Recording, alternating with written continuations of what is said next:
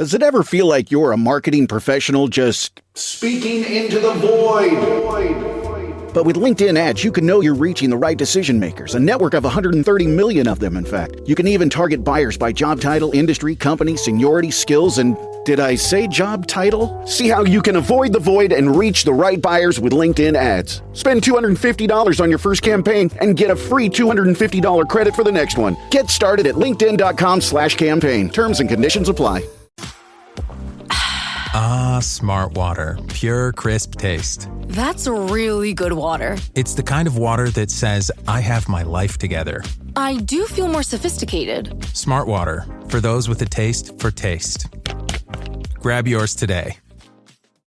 This episode is brought to you by Tic Tac. Your boss is going off at you for missing a deadline and you swear the clock just moved backwards.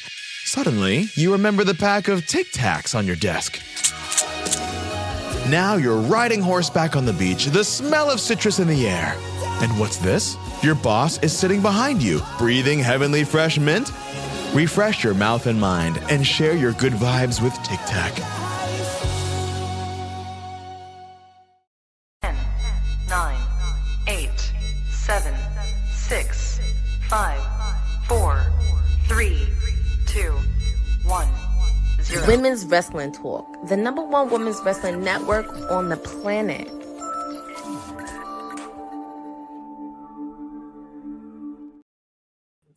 What up, y'all? Welcome to Women's Wrestling Talk, the #1 women's wrestling show on the planet. My name is TK Trinidad, and welcome to WWT Live, the Monday edition. So let me know in the chat, in the comments, where you are calling from, where you're watching from, city, country, all that good stuff. And our super chats are enabled. So please continue to help support us financially. $2 or more will give you credit in everywhere. We'll talk about you. We'll rep you. You can give us your questions. That means that you can help the councilman get CW so he can watch NXT. That means you'll help Stead stay off the streets and all the amazing things. And most off, you'll help keep us going. And I am not, when I mean us, that means I'm not alone. The PR princess herself, the hardest working woman on WWT, Courtney Rice, is in the building. How you doing? What's up? Happy Monday. Well, I could tell you Dylan's pretty happy because his team won last night and my NFL team's in disarray, but that's okay because I still love them no matter what. But, you know, it's another bad day in the office and they're going to do well against the Chargers this week, but I'm happy to talk wrestling this week because we got a busy week. We got Raw happening. We got Crown Jewel this weekend. We do have Bound for Glory this weekend. And we also have a Tuesday Night Wars happening tomorrow. Uh-oh. Well, there it is. And so we're not alone. It's not just the two of us. Victoria's also in the building as well. Hey, everyone. Hey, how are you doing? I'm doing great. You know what? I'm a Bills fan, so we had a beautiful night last night. Oh boy, I used to be a Bills fan a long time ago. It's so funny being from Canada. We would support the Bills, but I didn't realize, and this is terrible, that CFL even existed until after I went to college. I didn't even know we had like a whole league because we just didn't do that. But shout out to cousin Ron in the chat, Wilson, Lewis, our producer from the future, Dylan's in the building as well. But let's get into it. When I watched this video, I was so my heart was warmed because this is along the lines of the Women's Wrestling Archive, but obviously this is why we do it. So Bayley, she's going to be holding a 3-day women's wrestling seminar in December. She posted a video. So for y'all who are watching us, who are wrestlers and you think you got it, it's limited. So you have to send it to the email. So go and check out Bayley's post, send it to the email. And if you make it, if you're like, yo, you can come down, you just have to fly yourself to Florida and she takes care of everything. And I think this is very huge, especially where we are right now. So we'll start with you, Victoria, like kind of speak to, will this kind of be good things for the future, or what do you think? I think it's amazing. I think it's a wonderful way. They always say you should train under the people you respect the most. And I feel like Bayley is so well respected, and to do it for free to just give back to pro wrestling. We know how much she loves it. We know she's loved it since she was a kid. I think it's just wonderful. And then imagine for the people who are there, like just getting to rub shoulders with someone of that caliber. I think it's wonderful. And I think it could really set a wonderful precedent for other wrestlers to do something like this, especially the ones that don't own their own schools. Courtney, it seems like, and I don't know, is that she's kind of footing the bill, and or she has a partner or a backer to do this.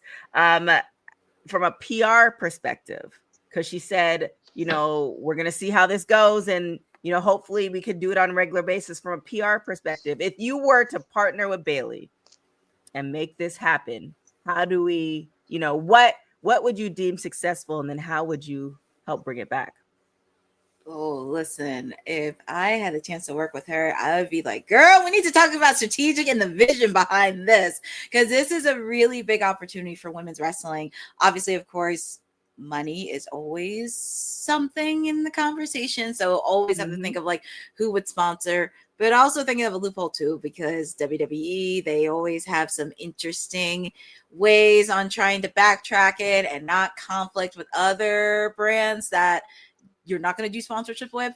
Now, if they were offered to do it, that would be a completely different story. But just being mindful within WWE, because they're very interesting when it comes to brands and sponsorship. So it's just really kind of figuring out the lines on what to do when it comes to sponsorship. Obviously, of course, I would be promoting it like crazy. I would be promoting that in pretty much all of the state of Florida. And also whoever female wrestlers live in Florida. I mean, we know Chelsea Green lives in Florida. Just to name a few, we know Alexa Bliss lives in Florida. We know NXT has the Performance Center in Florida. So that's also a good opportunity to leverage in some of your network as well. And if any of them are interested in it, just really give them a shout out as well. This is a good opportunity, and this would be so cool. And also, it'll bring a lot of attention to local media in Florida, if you live in Florida as well. So it really would bring a lot of level to women's wrestling, and love seeing stories like this on wrestlers giving back to the business, especially going out of their comfort zone and really going above and beyond. So that's just some things to do with it. And also, if there is good feedback on it, maybe this could be a yearly thing after the turnout. If it's a big turnout, hopefully it does successfully, because I want Bayley to succeed, but only time will tell. Yeah, Wilson in the chat brings out a good point. With Nadi was one of the people I thought about, because she has the dungeon, and you see her posting so much with a lot of different wrestlers, up and coming wrestlers. So I am curious to see a couple of things. One, are we going to see the social media behind this, or is it going to be like cameras off, we're doing our thing here? And then two, what other wrestlers are going to show up, because it's in Florida, and there's so many wrestlers of WWE that live in Florida, and I mean, it's Bayley, so she has a lot of friends in a lot of places. I wonder, like Mercedes Moné, like her schedule's not as busy as WWE folks, and that would be kind of crazy. So I'm really curious to see. And also, I mean, a possibility of this woman, I know she doesn't live in Florida, but she is going to be there was announced that she's going to be inducted to the TNA Hall of Fame, Mickie James.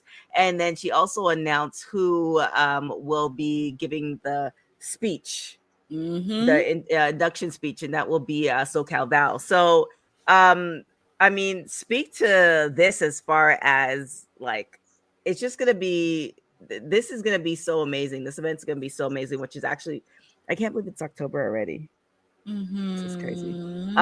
So yeah, speak to this, and Courtney, kind of talk about the importance of this. It is very important because, and yes, Bozo, you're correct. It was announced Lisa Marie Varon, formerly known as Victoria, formerly known as Tara in TNA. She will be inducting Mickie James, and I'm very proud that they are going to be inducted. If you look back to when they first started in WWE, they did have a little bit of a rivalry with each other, but then it kind of elevated when they went to TNA, and seeing the history there, and also seeing the interactions that they have at conventions and wrestling cons. You could still see the chemistry and the friendship that they have with these two.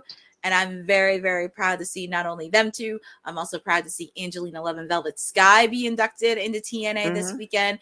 Bound for Glory is going to be very excited, and I'm actually looking forward to seeing it this weekend because there is a lot of things that are happening. And congratulations again to Mickie James. Congratulations to all the ladies being inducted into TNA, and would not be shocked if there was more coming, right, leading up to Bound for Glory.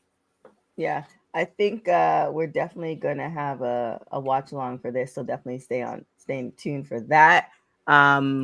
And then, I mean, you kind of mentioned it slightly, Courtney, Victoria. Do you think there's anybody else, obviously not for this year, but as far as TNA talent that should be inducted eventually? Oh, I would have to double check the list. There are so many, but I will say TNA is definitely quicker to recognize. I feel like their talent than WWE is. Mickie James still isn't in the WWE Hall of Fame, and either is Victoria, which is insane to me. So I just really do love Mickie getting this recognition that I think she so deserves and has earned with everything she's given. And I feel like good on TNA for recognizing the women. I mean, like their class this year, the women in it who have really helped to build them. Very, very true. So now, for y'all who keep up with WWT and their channel, and our channel, I should say, LFG. So we are so behind LFG, but we're gonna do like 2 big watch-alongs because they just ended season 2, and I am so because I think we're at like episode 8. So I am so curious, as y'all know, or as some of y'all know who've been rocking us for a long time. I read the back of the book from. I read it first, so I don't care the fact that I know who won. I'm curious on how they got there. So Danny Selitsky, excuse me, I think that's her last name, and Shiloh Hill win season 2 for a WWE LFG. I don't know. Have you ladies been able to watch LFG at all? I've been so behind on it. Too much TV. Yeah, I'm behind. So we were watching it, and so if you watch season 1, I was able to catch up with season 1, and I've been starting to watch season 2. Like I said, myself and Christina, we got to about halfway through before I had to do a whole bunch of traveling, and I didn't have Shiloh was the runner-up from season 1, and I felt like he deserved to be in the running this season. However, I didn't think he was going to win it because I had 2 other people in front of him. So I'm so curious as far as how this happened. He has a great look. So I think he'll be good. You are right, MDB. MDB does the watch alongs. He's in there in the watch alongs with us. He was calling out Danny for a long time, and she's putting in a lot of work too. So definitely congratulations to them. Kind of speaking to the program. So we have LFG, we have Evolve. We have so many people. I mean, you have the talent. I'm curious too, kind of going back to our first story, talking about Bayley and the fact that she's holding this 3-day seminar. Like the fact that Bayley has been in WWE for so long, I think it's very likely that if she sees somebody that has that it factor, that she could tell the higher ups of WWE, hey, this is something you need to look at for. Because I don't know about y'all, but I am discovering women's wrestlers like on a weekly basis, women that I haven't heard of, that they've been around, stuff like that. And it's just like there's so many. It's such a great place to be in, but also it's like there's so many, and there's only so many spots. And like, how do you swim through all the social media to get the attention of WWE, etc.? So with that being said, we'll start with the PR princess as far as putting your PR hat on. Like, one, how do you think a wrestler can make the jump or get the eyes of WWE on them? And then 2, having so many sub brands, is that a good thing for WWE? Because and I'll be honest, the reason that I've been watching LFG is because we have a watch along. That's one of the reasons why I actually do the watch alongs, because I'm forcing myself to actually watch it. But there's so much that, like, how is it even possible? So we'll start with the first question. How does wrestler, kind of get themselves out there? And then we'll go to you, Victoria, with the second question is like, is there too much, or how do we balance it all? This is actually interesting because that's one of the things I would like to do is help them with media training. Usually the first thing, obviously, you just have to figure out who your direct audience is and what is your vision. What is the end goal? I mean, obviously the end goal is getting to WWE, but there's a lot of steps that many people tend to skip a bit and really have to put it out there. And obviously, of course, the wrestling part, that's great. But obviously some people have a hard time with marketing themselves and branding themselves. Obviously, social media is one thing because you want to make sure you brand yourself out there. Another thing too is really going above and beyond and also reaching out to promoters as well. Really taking a little bit of the extra step, kind of making opportunities out of nothing and reaching out to promoters saying, hey, if I want to do a match or if I want to help out clean the ring after the match or whatever, just doing little things to really get yourself noticed and also really building in relationships because we know the wrestling industry as a whole is very small and everybody knows somebody. So you want to make sure your reputation is good because if your reputation is not that great, then that's where it gets a little bit dicey and it's a possibility you could be blackballed. So it's really making sure like your social media is intact.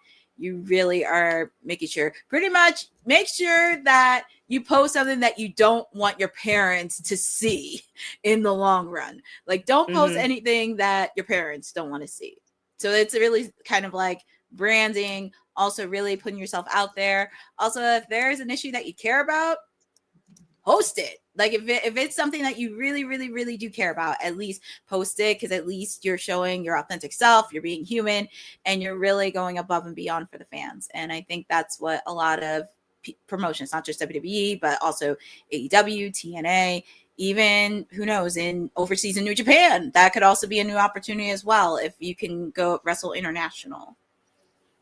Before I get to you, Victoria, we talked about super chats and helping the councilman get funds in order for him to watch NXT and stuff like that. But he is bestowing us with his presence today, and we are all so grateful that he is new haircut. It looks like a lineup.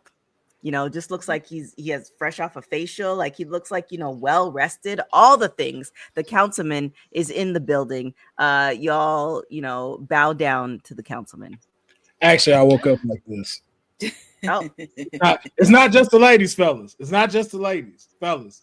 You too can wake up like this. This is also too when your councilman only makes $2.16 a year. So fund your councilman. We don't make much as officials of the people. Our salary is very low. And it is your funds that keeps the counselor and his clients staying in the mainstream. But so glad to be here on this Monday. And so glad to be an incredible panel of people. Thank you for pulling up. So the question that I had to Victoria, so you could piggyback after her, is, LFG, I don't know if you got to see the finale of it, but we have so much wrestling. And this is just in the WWE universe. You have OVW, NWA. We have all this wrestling that's going on, and I know we've talked about it in different times throughout the year.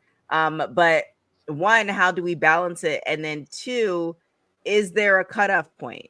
Like, is there a moment where it's just like, okay, we have to concentrate on what's here now versus creating something new? Victoria?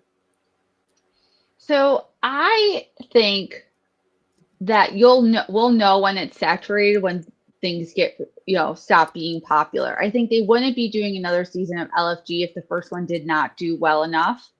Like in one way, I think competition's beautiful. I think having a lot of different companies doing well is better for wrestlers. I mean, we're seeing people who are choosing to say, no, I'm not going to take the deal WWE's offering me. I'm going to try my best in the independents or try something else.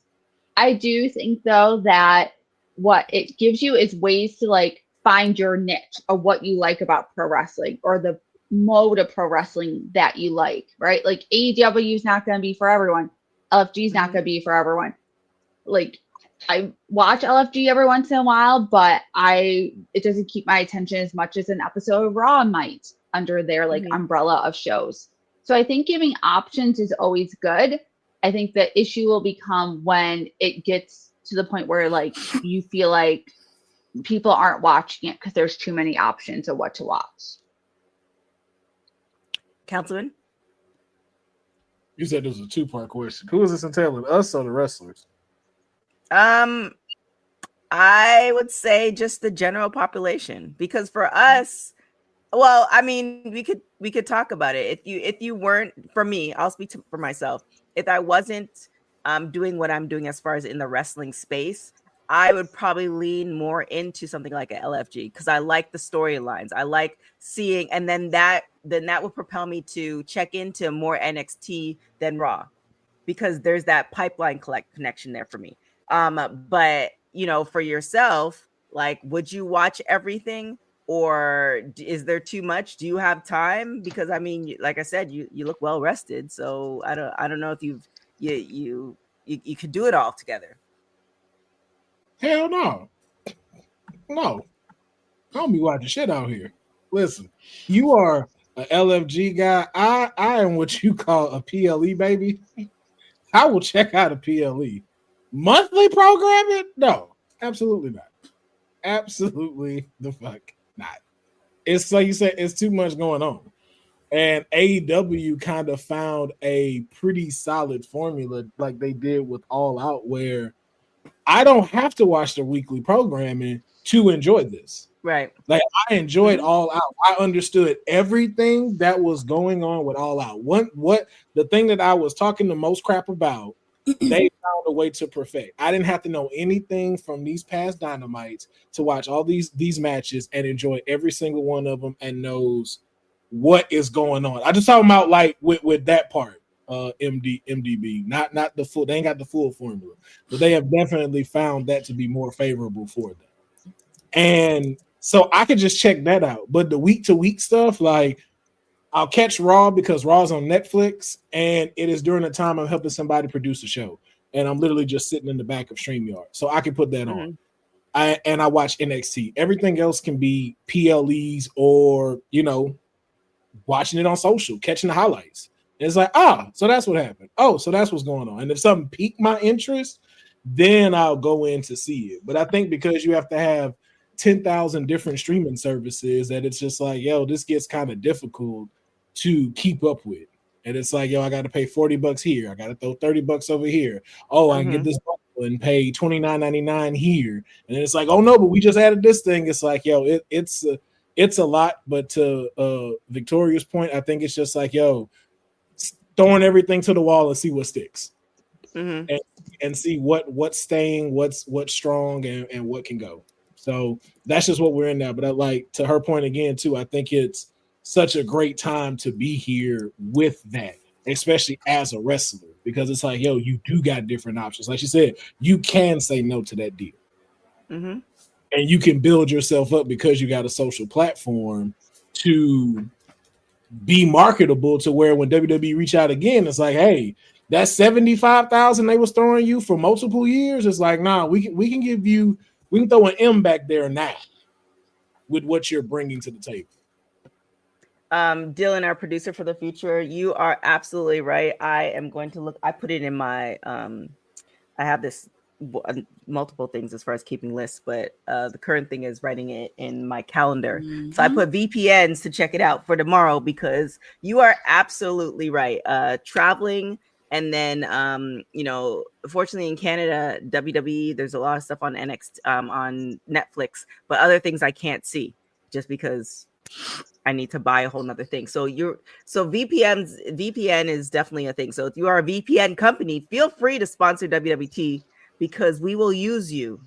I mean, that means that the councilmen can watch NXT freely. That means that we can watch pay-per-views and we can watch other shows and talk about it, all the things. The cost is kind of crazy, and I can't imagine if you are somebody under the age of 16 who is a fan of wrestling, now telling your parents that, you know, can we add all these other, you know, things to the budget? And, you know, if they don't got it, they don't got it. So how do we watch it? With that being said, Courtney is going to run through what's happening Raw tonight for our producer for the future. Yeah, because we're in the final Raw before Crown Jewel in Perth this weekend. And they're going to be in Perth all this week for Raw and SmackDown. But we are kicking it off with the tribal chief himself, Roman Reigns. He will be kicking off the show, especially after last week's main event between him and main event Jey Uso. We'll see what he has to say about that.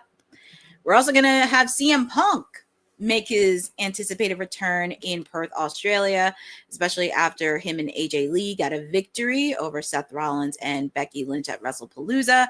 So who knows what he's going to say tonight in Australia. And we're also going to have, hold on, because I missed.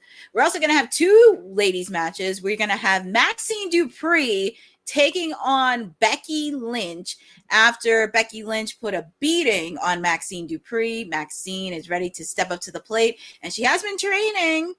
She has been training in the Heart Dungeon, and can't wait to see her go one-on-one and those two. And also, we're expecting these two ladies, Lyra Valkyria, taking on Roxanne Perez after the madness that happened last week. These two ladies will be going one-on-one. All this and more happening tonight on Raw from Australia, the final Monday Night Raw before Crown Jewel in Perth, Australia this weekend. This is crazy. I still can't believe we're in October. I don't know. I'm still tripping about that. Are there any matches from Raw, Victoria or Councilman, that you guys are looking forward to? I love Maxine, and I'm like her little cheerleader in life, I feel like. So I just want to see her do great. I want to see her show her improvement.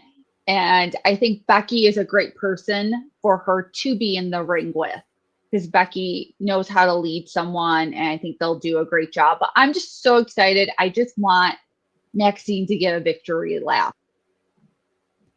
Yeah, she definitely deserves a win. Courtney, is there anything that you're looking forward to? I'm actually looking forward to seeing Lyra versus Roxanne. I think they're going to have a really fun after the chaos that happened last week with Bayley and Lyra. So there is definitely going to be a lot of interesting things, and we'll see if Bayley is going to be at ringside or not. Obviously, I'm happy to see Maxine Dupree get a lot of more reps in. It's always nice to see her get some reps in, and also working with somebody like Becky, having that one-on-one, and Becky being the reigning women's intercontinental champion. I would like to see Maxine definitely get a lot more reps in the future. Mm-hmm. Yeah, I think Maxine is definitely slow and steady. We're going to see a lot more of her eventually. Councilman, what are you looking forward to? As if it isn't obvious. All right. Obviously. Once again, my client, Roxanne Perez, is on Monday Night Raw in a match. Could you expect anything else? All right. Your councilman is looking forward to her putting boots to asses to Lyra Valkyria. One thing I'm not excited about. Not excited about Roman Reigns being here. Oh, yeah, you gonna let your tag team partner partner hear you? You talked about it on Kayfabe last week. I don't think they're utilizing my tribal chief correctly, and I don't like it. Okay. Don't like it. Am I supposed to elaborate on that? My bad. I ain't know if I was. I mean, I don't know if you talked to Honey about this. I don't want to. We talked about it on Kayfabe. We talked about it on Kayfabe. Okay. Yeah.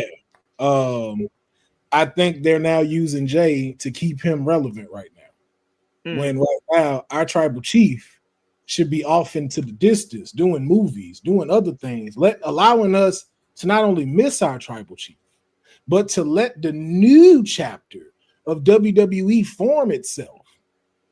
And this is the problem I think TKO has been having. It's like, y'all keep trying to use these names that's getting older, and you keep putting the focus on them and putting little work and character development for everybody else. Like, I'm very glad to see Maxine getting it, but it's like, will y'all keep feeding that? Will y'all allow her to keep being displayed so fans can take her seriously, and that room that Victoria in starts to get a little bit more bigger with people?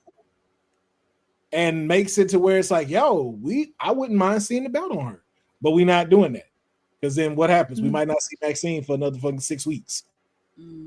So it's just like right now, it's like, yo, allow these people that y'all not utilizing, that's this young talent that y'all not fully focused on, start building them up. Start getting them ready for when Seth is gone, when Drew is gone, when Brock is gone, when John Cena's leaving next year, AJ Styles is retiring next year. Roman Reigns is eventually going to sit it down. CM Punk only got so much longer to go. Once all of these old names are gone, not calling them old in a disrespectful way, but when all of these legends are now gone, who's the person that's closing Raw?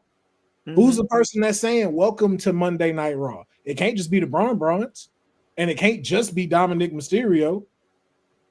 So it's like, yo, start building these people up and getting them ready. Because right now, it's like, yo, now y'all just using my tribal chief as a prop to give Jay something, which I don't understand why he's not in the world heavyweight title picture right now, when he was just a few months ago. Here's the question based off of what you're saying, right?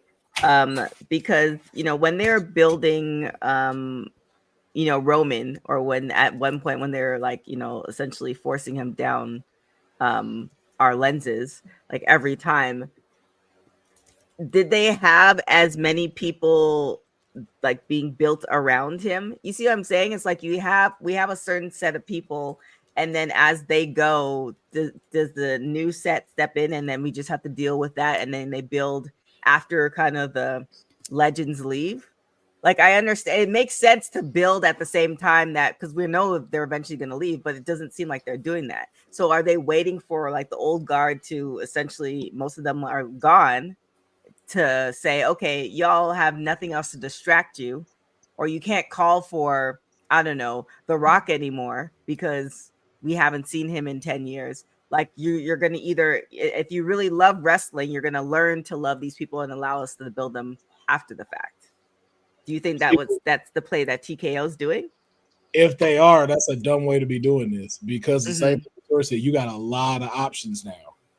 And you know, the thing is, most people may not have caught this, but from a standpoint of like people turning down WWE contracts and it being known now, that is a ripple effect that's going to happen. And it's like, yo, I can go anywhere. Look at Andrade. Andrade literally went to AEW in 2 weeks. Right back. Yep. He was like, I'm back. Like, it's now easy work. So it's like, yo, if you don't start like taking a lot of these people that you got there and making them viable, like right now, when they put Roman versus Bronson Reed, we were slightly in belief, like, yo, Bronson Reed might beat Roman. Physically and even personality wise, he has everything that should be able to topple Roman. But because of where he's at stature wise, it makes it unbelievable. Now, let Roman go do his thing for a while. What happens? Bronson Reed, Braun Breaker, Dominic Mysterio, the greatest luchador of all time, El Grande Americano, they start getting up here because they're the ones that are carrying the brand. And we're starting to like them. So when Roman comes back and it's like, hey, I want to challenge Bronson Reed, it's like, yo, y'all right here. The believability is greater than saying, yo, this is going to be a squash match with the tribal chief. These are the chances that you need now if you especially want to keep the pace that you're going with 2 PLEs a month. Yeah. Why has Dominic Mysterio not crossed paths with Seth Rollins? Like, is he not there already? Like, he's over with the crowd. Why is Jey Uso not getting a title match at Perth? Over on the crowd, Mike's skills have gotten better. In-ring performance is better. It's like, yo, he was getting there. We're watching the story of a dude transform to the main event. And it's like, nope, let's put him back with his brother. Oh, man, well, now that that's over, hey, let's take both of them, put them under the wing of Roman, and cause some friction between them. And it's like, for what? This dude is it right now. He did it. So it's like, what are we doing? And if CM Punk get 18 minutes tonight, I don't know what I'm gonna do. I mean, I could say the same thing about LA Knight. Like, Why isn't he in the title picture? Why not?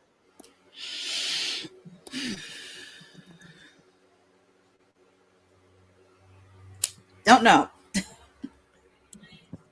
They need to use my tribal chief when it's needed. Speaking of needed, so Santino Morello, he announces that Joe Hendry will be the special guest referee at the men's NXT and TNA match at NXT Showdown. But thoughts on this? Watch Jordan Grace become the referee for the women's one. Watch. Oh dear God. Just Oh watch. boy. Just because that happened, watch. Ava's gonna make that decision for Jordan.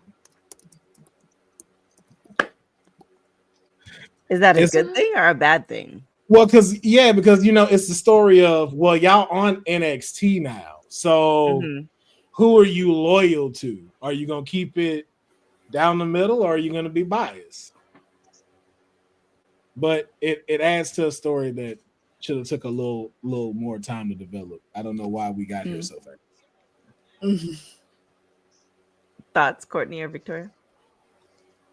I was gonna say maybe because of Bound for Glory this weekend. I could be wrong, but that's what I'm thinking too. Because I get Bound for Glory is this weekend, but I just think it could have lasted just a little bit right up until War Games. I agree. I feel like they were rushing things a lot lately on all the different brands. And I get it when you have so many PLEs, like you need people to want to watch them. But I think it also goes to the whole issue with ticket prices right now. And when do you start like saturating the market, and when do you start pricing out your main people because you have 2 PLEs in a month? Just so y'all know, WrestleMania front row seats are $42,000. Yikes! That's like when at that point, when you say a number like that, it almost just feels like monopoly money, right? Because it's like, I know 2 people who would probably be on floor seats. I doubt that they're paying that amount. Yeah, like it's just they just want, and again, it's just they want to see what it is. Like the closer we get to it, that price is gonna drop. Yeah, that price is definitely gonna drop. But isn't that like, me and my husband were talking about this because we went to WrestleMania 40. Like imagine buying the plane, like we're in New York, right? Buying my plane tickets, getting the hotel, which are all expenses, and it's Vegas, so things are more. And then like just hoping, right? Like, okay, fingers crossed we get a good one when the price drops. Maybe I'm too much of a planner. That gives me an anxiety attack personally. But it's so true because they do. They always drop right beforehand. Had I been in Vegas, I would have snatched up tickets last year. Yeah. Yeah. It's for some reason WWE treats it like one way or the other, somebody's going to get their money. Because if you get a cheaper ticket, you're going to have to pay a more expensive plane ticket. You have to get a last minute hotel, which is going to cost even more. And Uber is ridiculous because driving and parking everywhere in Vegas, no, don't do that to yourself. I'm letting y'all know now. Do not do that to yourself. So it's like it's crazy, but then also too, we've seen the CFO in the Oval House with the current president. So is it really crazy? No. Nope. That actually kind of goes to one of the last stories. So Paul Walter Hauser, oops, I just lost it. He was saying that the ticket prices are kind of greedy and ugly. And you know, you on one hand you could say that because, and I'll speak for myself because I don't know what y'all's bank account looks like. I can't afford that. However, they wouldn't be charging those prices if people weren't paying for it. So is it greedy and ugly if that helps to, pay wrestlers payroll, and that helps to, bring additional PLEs, and that helps to, if they were in the red at all, it's helping them get to, the green. Like, is it just, are we just looking at it because we can't afford it versus is this really doing good for the company? I mean, my comeback would be Austin was making $10 million in 3 months back in the Attitude Era, and tickets were not even close to what they were now. I get it, right? But what I think TKO truly is doing, until someone tells me different, I'll still believe this. They're not making money with UFC. UFC is in the red for them, and they are using they're using WWE because they can see that people want to pay these prices or are willing to. I mean, like, could I afford WrestleMania? Yes. But would I, like, as a reasonable adult, be like, yeah, that's how I'm going to spend my money? No, like, there's other things my family needs. So I will sit at home and at least get to hear commentary and, be the cheap person.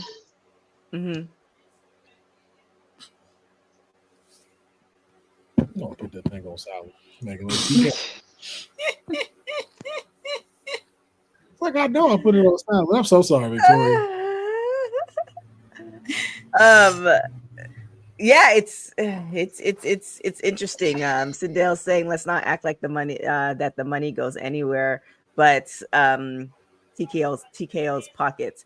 I mean, Dwayne on to new plan. I mean, yes, it's going. Somebody's making more money, but they have to. Well, they don't have to. I mean, if they were operating more on the darker side, meaning that, the execs are taking most of the money just to put it in their pockets. I just don't think, because WWE has so many people to serve, like TKO, Endeavor, etc., and they have so many things going at the same time, they have to pay these bills. Like, I just, I don't think an exec is going to get, a raise of $100,000 just randomly, because there's an influx of money. But there are people that are still buying. What's the nosebleed section look like? How much does it cost of those tickets? $800. Oh, wow. So people are still dropping $800. Plus you're buying food and drink at the venue. And you're gonna buy merchandise. You're going to buy merchandise for a ridiculous price. A t-shirt usually goes for $19, $22. You're going to buy it for $35 or $40. Then, if you're going to park, you're paying for parking. Ubers are going up. All the hotels around, and this is just in Vegas. All the hotels in Vegas are going to be bought up if they are already bought up already. So yeah, I think there's just a lot of different things that are going to be, it's beneficial. I really hope that it's not, I hope that it's on the up and up, and it's not a greed thing where, like, a set amount of individuals are the ones who are taking all the money, and then, somebody who, something that is deserving of those funds not getting it. But again, we've had some wrestlers turn down WWE contracts because they're not getting paid enough. So there's that too. So yeah. And for clarity's sake, I'm not front row of WrestleMania baller level, but I'm like second tier probably. Just so like no one come rob my house. I saw the comments. Let no one come to try steal my house. We're not that much of a baller over here. Oh my gosh. I was like, damn, okay, Victoria, that's what we doing. Something that we can definitely be doing is helping to support the Women's Wrestling Archive. Women's wrestling didn't just show up yesterday in glitter boots. We've been here the entire time, body slamming through history. The Women's Wrestling Archive launches January 1st, 2026, and it's going to pave the way for all women's wrestling. Because if we don't document it, a man might say he did it first. This has been a passion project for a very long time. Head over to the womenswrestlingarchive.com to donate $1, $5, or whatever you can. It all goes a long way. Let's give these women the spotlight that they've always deserved. Her story belongs in history. Help us preserve it today. Join us at womenswrestlingarchive.com. Support the archive. Support women's wrestling. Donate today. And we'll get into this last story before we get out of here. Kind of speaking to piggybacking as far as ticket prices and all those things. So Santos Escobar, his WWE contract expires tonight at midnight, and he's decided to pass on the company who offered him WWE offered him to resign. And we haven't seen him since July. What are your thoughts as far as this? And, you know, we've seen a couple wrestlers turn down these WWE contracts. And I know, Will, you kind of made, you talked about it a little bit before. Is this going to become a trend? Yeah. I'm telling you, like, WWE don't pay as much as people think, and just upkeep with everything that's going on as a wrestler is not enough. Like, there's your flights you have to pay for, your travel you have to pay for, your in-ring gear that you have to pay for, your insurance, your medical bills, your fitness stuff, all the things you need to do to stay within fitness. And if somebody's only giving you less than six figures in that, and you're not making any money, and you're not on television, but they also just don't want you somewhere else, it's like, what do you do? Like Santos, there's nothing wrong with Santos as an in-ring performer with the group that he had, nothing. But for some reason, it's like, hey, you just don't work right now because we're going out the ones we know can guarantee ticket sales. And so it's just like, yo, this is not the type of industry where, hey, okay, cool, I can sit here and wait. No, this is a body performing sport. Santos is going to keep getting older and eventually get past his prime. And it's like, yo, I'm not making any history in my career. I'm not getting the goals that I want to do. So it's just like, yo, besides just grabbing a check and just kind of sitting at home, I'd rather go somewhere where I can, like how you said, TK, I can use that WWE stamp and really start being able to not only get seen, but build myself as a brand and not be held back by the stipulations in which TKO give me, to where I can't make stuff for my own merch. I can't sell my own merch. I can't make my own content like this without it going over them and seeing if they want to be a part of it. You now get to do that and show them, you know, same thing that they've said about Cody Rhodes. You go from undesirable to undeniable. So I hope he goes wherever he needs to go, does his thing, and then shows WWE why, yo, the next time you sign me, it's big money that we're going to be talking about. You call me Sir Santos when I walk in. It's kind of funny though, because like, so say if you're a WWE superstar, former superstar, you turn down the contract, right? And you are in this position where Santos is 41. Say he signs with AEW 3 to 4 years. He's now a free agent at 45. And it's just kind of like, will he even get more money that he thought he deserved? Like, does it make more sense for WWE to give these wrestlers what they're at? Like, how much more are they? It's with Santos is a little bit different because we haven't seen him in a while, but how much more are some of these wrestlers asking for that WWE is saying no to? Or is it more that these wrestlers are saying no to it because they're not getting the opportunities to be in the ring? Like, are they getting the money that, you know, they want and deserve, but WWE's like, well, we don't really have a story for you, so therefore you might not get to do, you know, whatever it is that comes to your mind. Like, how much do you think it's the money and how much do you think it's its story? Well, I wonder too if it's just a lack of ability to negotiate. At least from what we saw from Karrion Kross, it kind of seemed like this is your deal. We're not explaining it. We're not going to tell you why we came to that figure. You take it or leave it. So I wonder if it's a little bit of that too. A little bit of like, you're not even knowing why they're giving you that number they are. And then you see people doing well. Like you see Matt Cardona and you see, you know, other people on the indies are going to AEW and doing well. Your friends, like they all talk to each other. We already know that. Right. And say, well, you know, I'll bet on myself. Yeah. Yeah. It's so much more money out here for them to be able to do it rather than just being under the flagship that says WWE. Yeah. And being able to impress and get people more. Like, again, look at Mercedes Moné. Mercedes Moné is the greatest women's wrestler right now. 10 belts Moné with nothing holding her back, knowing how to negotiate, to Victoria's point. Dean Ambrose, a pillar of AEW, knowing how to leave and go do your thing. The same thing with Cody Rhodes. Cody Rhodes gave you the blueprint to.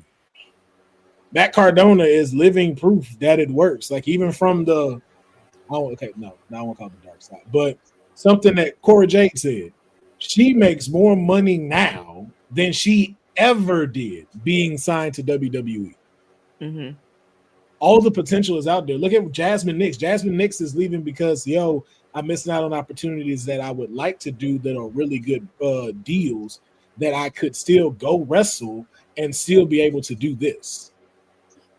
So it's like, you are missing you. It's a sacrifice to be there, but it's also an opportunity when you leave. It's like, if I play my cards right, if I know how to talk and do what I need to do, I can be doing way better financially and being known around here in the wrestling industry rather than just saying, I was signed to WWE for 13 years.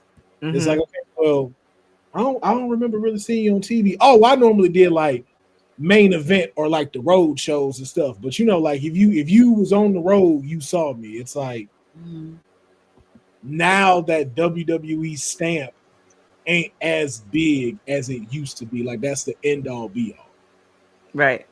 MDB posted an interesting question, and I think oh my gosh, she's a basketball player. They kind of asked her the same thing too. I forgot her name, but like, do you want to be a wrestler versus an influencer? But at the end of the day, it's being, and I use the term influencer loosely because you could still be a wrestler on the indie scene. You can still do other things, but at the end of the day, if those other things are propelling you in life and securing you in later on in life, then it makes more sense. Like, you can be signed to the WWE for a long period of time, and if you get the good contract, then you can kind of secure that. But then what? Because if WWE is saying, okay, we have nothing for you, and then let you go, and then you have nothing kind of in the background, then it's an interesting place that we're in. It's kind of like our grandparents, where they worked for a company for 25 or however long, and now the day and age that we're in, you may be with the company for 2 to 5 years, if at best. Whether if you decide to leave or something else happens, like you're not really that longevity at a company is not a thing, and I think it's extending now all the way to wrestling as well. But it's crazy.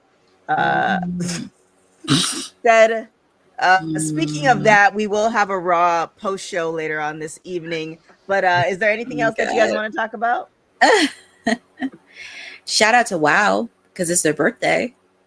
Oh, yes. Wow! Shout out to WoW. They've been in the game for 40 plus years. I'll be going down to Vegas in 2 weeks or in a week to see their shows. We're gonna be doing something with them that I can't talk about, but we did drop an interview, so definitely check that out. And they definitely deserve their flowers as far as what they've been doing for women's wrestling that a lot of people don't talk about, regardless if you like the wrestling or not. But 40 years of what they've been doing consistently for women's wrestlers is something that definitely needs to be at least talked about. And catch our WoW post show. Anything else that you guys want to talk about? Well, y'all don't do it, so I always got to come and bogart in and make sure that we talk about it. We got to talk about NXT tomorrow. NXT versus TNA. We know the matches. We not giving out no predictions of what's going to happen at this mediocre rise of epic events that's going to happen Tuesday. I thought you were doing a post show tomorrow. Yes, but you're not gonna be there. So you want to get your opinion as to who you think gonna take this thing. All right, well, hit me with matches then. Oh, okay then. Let's talk about it. Our first match. There's no match card, nor there should be, because it's a stupid ass match. The Hardy Boys versus Dark. Oh my god! Title for title. Oh boy. Who do y'all have walking away as the champ? Oh man. Hardy Boys. Hardy. I love the Hardys with all my heart, but I'm going with Dark State. if Dark State wants to dominate the tag team division, they need to get a win off of one of the most popular and influential tag teams, the Hardys. I also agree. Dark State is walking away. Why? They need it. The Hardys are go win. They need it. It's funny. You just said you think Jordan Grace is going to be added. Yeah. I just saw a report that Jordan Grace has been added to the NXT TNA Showdown match card. What? Yo, how could I have ever came up with that? Wow. Oh boy. You realize we're never living this down for the rest of the stream, right? Like this is gonna be his. I think we need to collect he needs to start getting the check. Shawn Michaels or whoever runs NXT, you gotta start writing the check. TK, I need you to hire somebody to take all the stuff I've ever said on this show, put it together so we can send it to WWE. Either hire me or I'm suing y'all. I want my place, dang it. I want my chair right next to Bobby Roode so I can whisper glorious into his ear. Just random. Wow, I'm sure he'll love that. Yes, he would. Yes, he would. Mm-hmm. And if I don't agree with something, I'm going to tell him, I won't give in. No, I won't give in. Till I'm victorious, Bobby. We're going to get this story right. But yeah, I think the Dark State is going to take this. They need it. And besides, I don't think they want the tag team championships involved with the final tables match. I think they want just them. That's true. Hardys in the Dudleys and have an epic moment. Okay. Our next match is for the North American Championship. Ethan Page and Mustafa Ali are going to go at it. When the dust clears, will it be Canada and wherever Mustafa is from? I don't want to get us. Who's walking out champ? I think that now would be the time to with this crossover, Mustafa Ali. You know, my heart wants to say Ethan Page because I adore him, but I think you're right, TK. I'm taking Mustafa Ali. Ethan Page is gonna challenge whoever's the AAA light heavyweight champion next. I also Order 4 needs the North American Championship. The promos they are going to do with that title, it's just going to be beautiful. It's going to be beautiful. Order 4 needs it. And Ethan Page don't have an Order 4. So it's just him out there. So if Tasha Steelz and the other two come out, what can you do? Let's get into the men's traditional 4-on-4 Survivor Series tag match. With Joe Hendry as a special guest referee, Team NXT will be the champion, Ricky Saints, the TNA champion, Trick Williams, Javon Evans, and Stephanie Vaquer's boyfriend, taking on Team TNA, which is Mike Santana, Frank Kazarian, Moose, and Leon Slater. Who's walking away with the victory? I think Team NXT. I agree. I gotta go with TNA. I just think I'm happy Ricky's champion, but him and Trick are gonna go to blows in that match. Everybody's gonna turn on Trick and beat the crap out of him. So I gotta go with Team TNA for the win. Okay.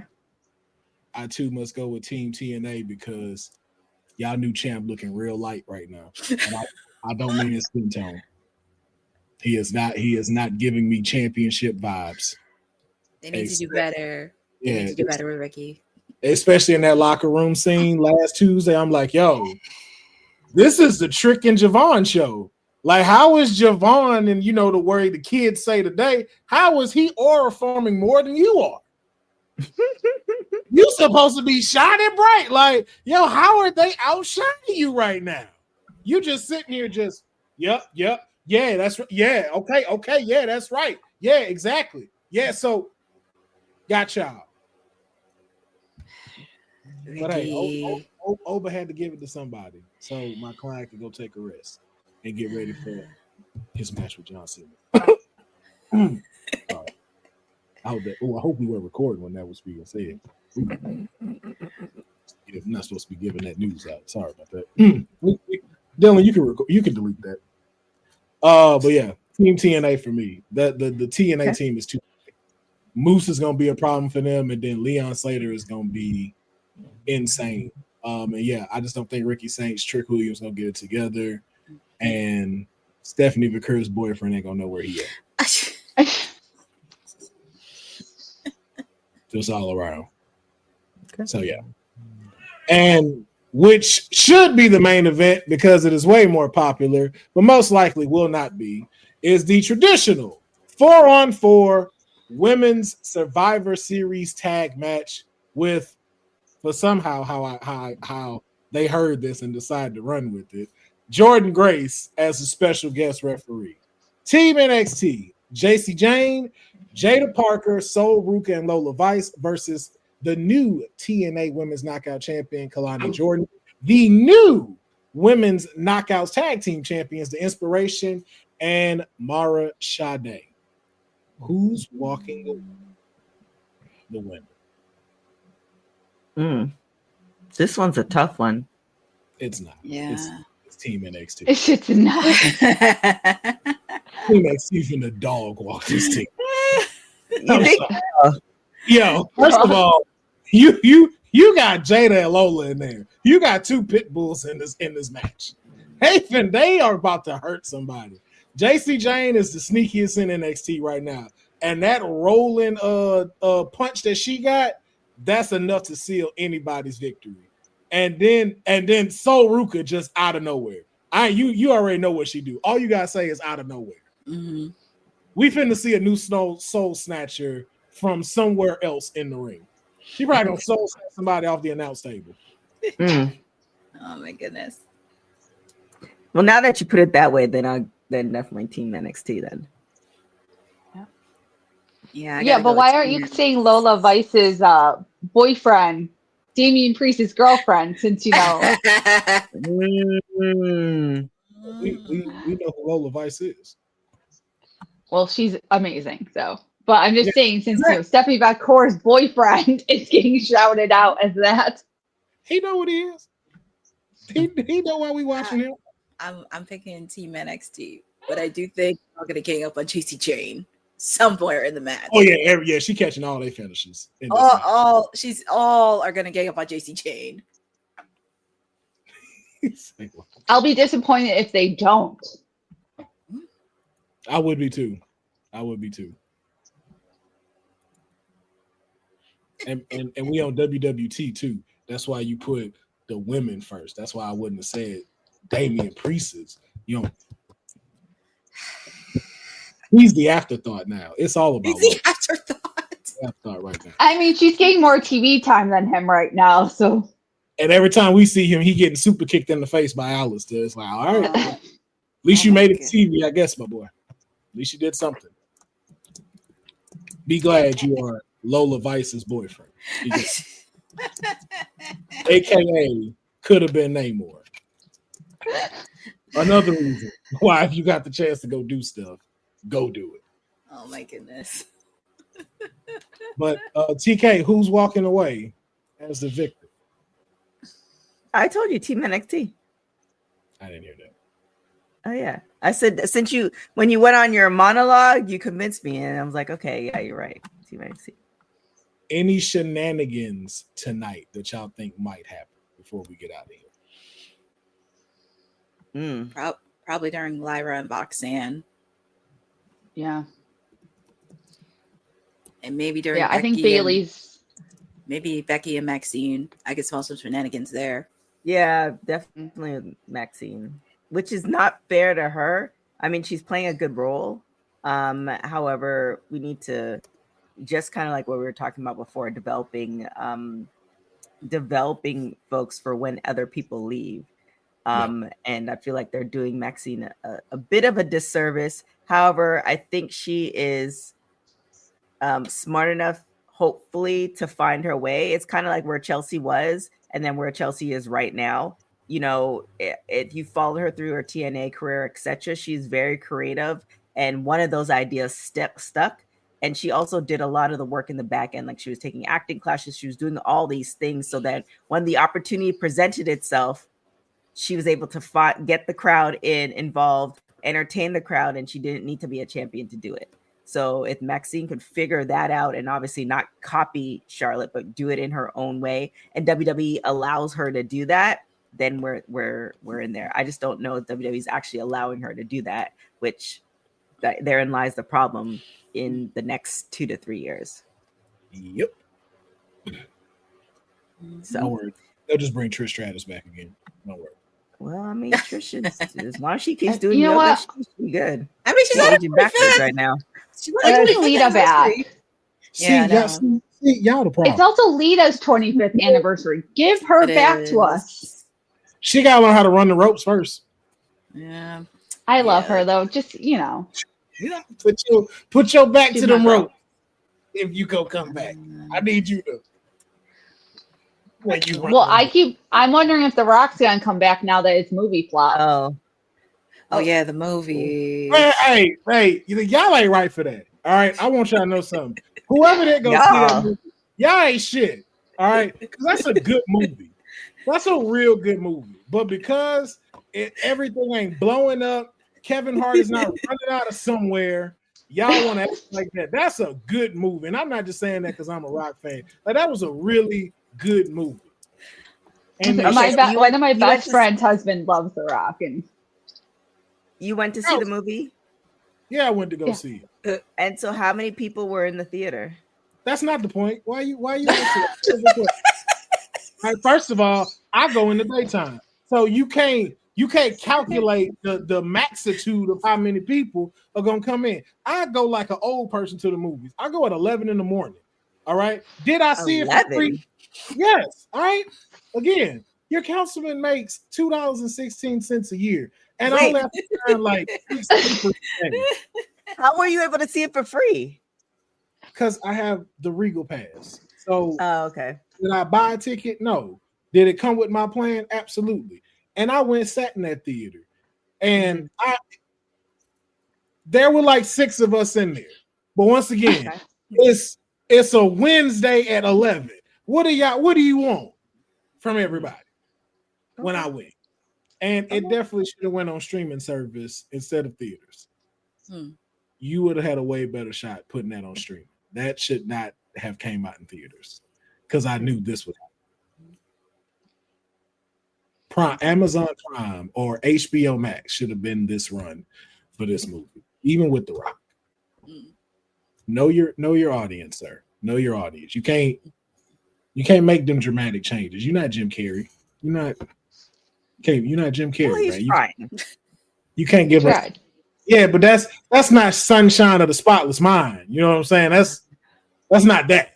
Like, that's what made us go. I'm gonna say, I think Batista could have done it. He could have. I don't have nothing for that. Batista's incredible. I didn't even know Batista was in Dune until I saw. I was like that pale dude looked real familiar.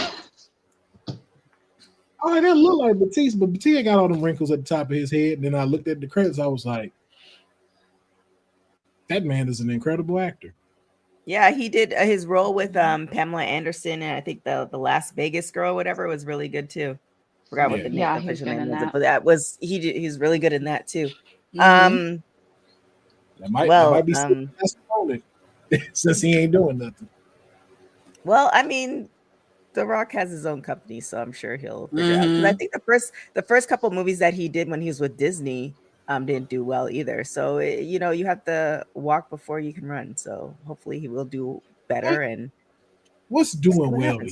What's doing well to y'all? Like what do y'all count when it comes to business? And I've said this a million times. It's always about, to me, the return on investment. So however much they spent on this movie, if they at least a minimum broke even, then to me that's the starting point of success. If they end up severely in the red and they lose money, then to me, that's like, well, where is that money coming from? You've already spent the money. You know what I'm saying? So, you know, I'm not, as far as movies are concerned, especially, I'm not the one who like reads the ratings. It's like, well, I'm not gonna watch that. If I like it, I like it. However, if I'm funding the money, or if I'm a producer or whatever, or if I'm a line producer and I know everything that was involved to make this movie, and you made, you know, a quarter of what you spent, then that's a problem. It cost 50 million, and it's made 60 so far. There it is. I mean, it's only made six. I'm sorry, six. 6 I was gonna say that was not the number I saw. Yeah, 6. My bad. I wanted it to be 60. Oh, it only came out this weekend, though. I mean, it's. But how much did Taylor Swift make this weekend? First of all, the comparison, you wrong for that comparison. The smile that she gave at the end, though, was beautiful. Like, but Taylor, though, you are wrong for that. You are wrong. And I'm not even a Swiftie. I'm not a Swiftie, I swear. You can't even compare the two. That's like comparing The Rock to Beyonce. Like, why would you do that? However, on the flip side, they might have taken a gamble on this film, and because I'm sure he has other projects and other things that are going on, they might have taken a gamble on this film, and this was going to be the film that it's like, well, if we lose money, we lose money. My thing is, when I talk to like return on investment, if this was the only project that they had going, then that's a problem. But I feel like The Rock and his team, I feel like The Rock and their team, they have they like it would have been, they were taking a risk.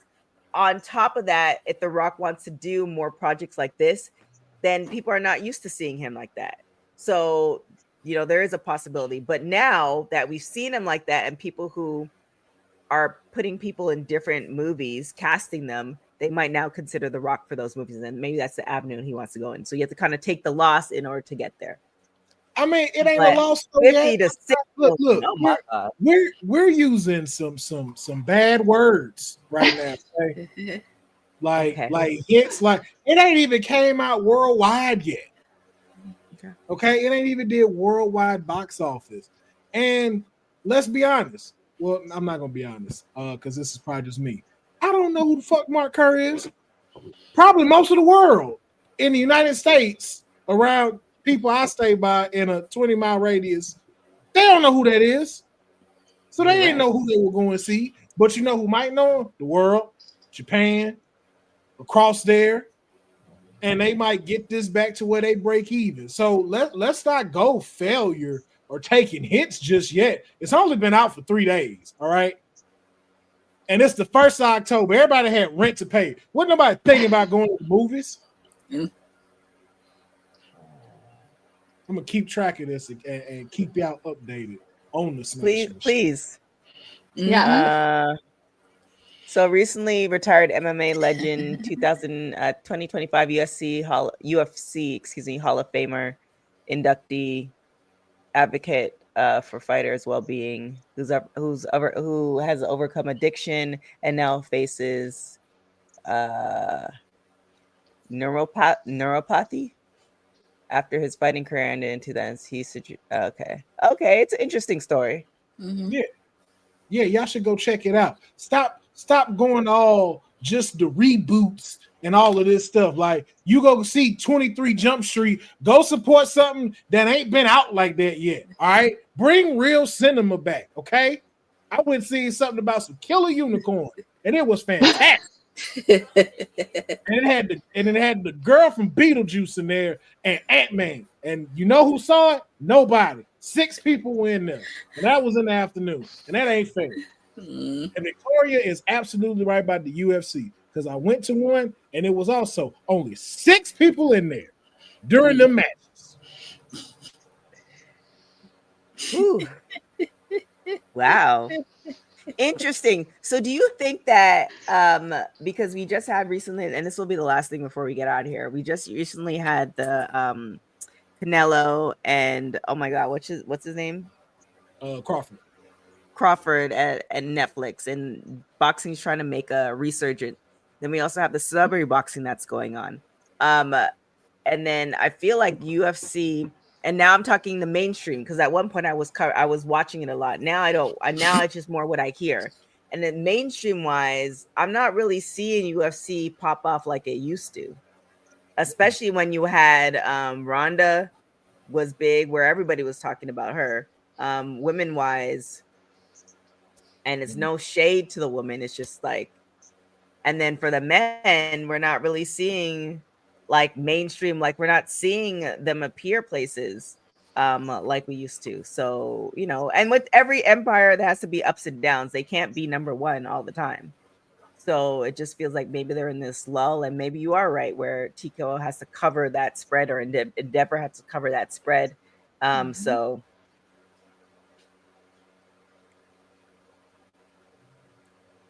it is what it is. They don't watch boxing. Don't do that. TK don't have time for I barely have time to watch LFG. We behind. But Exactly. me and Christina will be back tomorrow. With that being said, is there anything else you want to talk about? All right, that sounds good. Councilman, I know you have to get back to, getting back to that beautiful face. You silly Dylan. Beautiful face, get everything together and glowing, and watching the movies and all that good stuff. Where can people find you? Find me at Will Pharaoh, PHARAOH, everywhere. I will be doing stuff again when I get a job, because as TK brought up earlier, being somewhere for a long time don't matter no more. I was with a company for 10 years, and they threw me out like dogs in the street. So believe me, it does not matter how long you're there. They do not care. So if you got a dream, go for it. Go do it. Either go do it or work for someone who did go do it.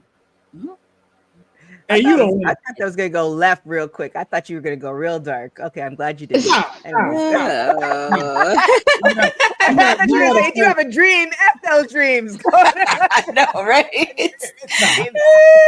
You can't throw out all hope on a Monday.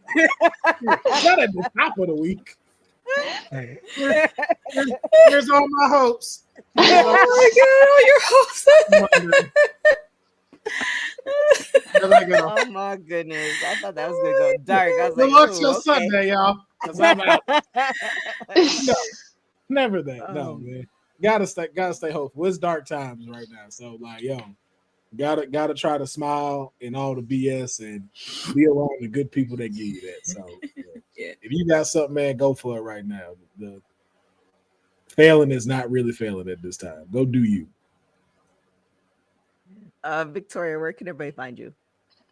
You can find me at Victoria Waco pretty much everywhere. Come hang out with me. I usually mostly over on Instagram. I do a lot, but I'm trying to get better with my X/Twitter account again. And Miss Rice, where can everybody find you? Well, the people can find me chirping sporadically on WWT Live. Tomorrow, you know what? I may have to go Elwoods because I don't care if Seg takes me to court, because you know what? I'm doing a watch along tomorrow on Title Tuesday. We're going to be doing not one, but two watch alongs for AEW, because not only you have Title Tuesday tomorrow, you're also going to get a special Collision watch along edition on Wednesday, since they're going to be at Daly's place. Tony Khan, by the grace of gods, because your Jaguars are playing, if by the grace of gods they win tonight, you better bring every single person from the Jaguars to Daly's place tomorrow and Wednesday, if they pull off a miracle of a win. But who am I to say? Anyways, you'll be getting a watch along with me tomorrow night, also on Wednesday too, because they're going to be at Daly's place. They're coming home to the place where it started AEW. It's going to be very exciting. The match cards look good, so you get to spend it both days with me in a way. So feel free to do that. Make sure to follow me on at CourtneyNJ11 on Twitter and Instagram. A lot of content that is happening right now Obviously, me and Honey went to 90s Wrestling Con a couple weeks ago, so feel free to check out the interview I had with wrestling royalty with the daughter of the British Bulldog, Georgia Smith. Honey got to interview Terry Reynolds, so they will be up this week doing some editing, so make sure to check out on that. Also, make sure to follow ISPW, because the next time yours truly will be on commentary will be November 7th, Friday, November 7th. It's the second time they're doing an all-women's show in independent wrestling in New Jersey. If you love women's wrestling, you love independent wrestling, please feel free to come out and support. It means the world to me. So shout out to Tommy Fierro and ISPW for everything that they've done, and thanking everybody. And yeah, your Timeless Elite's got some content happening in the coming weeks, and very excited because we're almost on the road to Wrestle Dream. There it is. So I have a question. Yes. When did this Title Tuesday get announced? It's been announced. I don't give a fuck what WWE say. They are copying. They are copying. I don't care what they say. They copying. Because this showdown happened way too fast. Mm-hmm. And it makes sense why now. Hey, man, WWE, I see what y'all doing. Y'all some liars. Y'all are definitely y'all feeling that heat from AEW. Yeah, okay. I just wanted to know. And Dylan, the Jaguars won on Earth 2. So they won the Super Bowl. That's all. On Earth 2, they won the Super Bowl. Please make sure to like and subscribe. We really appreciate that. Go ahead and tell your friends, your cousins, friends, all about us. We really, really appreciate that. It helps support the WWT family, and also hit those super chats. So, to help Councilman, he gets the free movies, but buy popcorn at the movies and all of that good stuff. Make sure to follow WWT on all social media platforms at www.talkpod.com. You can follow me everywhere at TK Trinidad. Make sure to check out our 2 interviews. Taya Valkyrie, she does talk about AEW and WWE and, some beef or no beef, whatever. She talks about that stuff. We also have an interview from WOW too. Goldie Collins and Kennedy and Jinx as well, dropped as well. So definitely check out all of that. And thank you guys so much for watching Women's Wrestling Talk, the #1 women's wrestling show on the planet. Ciao for now. Thanks for joining WWT. Don't forget to like us on all social media platforms at WW Talk Pod. Like and subscribe on all video and audio platforms, like yesterday, my G. And check out our website at www.talkpod.com. Thanks for watching Women's Wrestling Talk, the #1 women's wrestling network on the planet.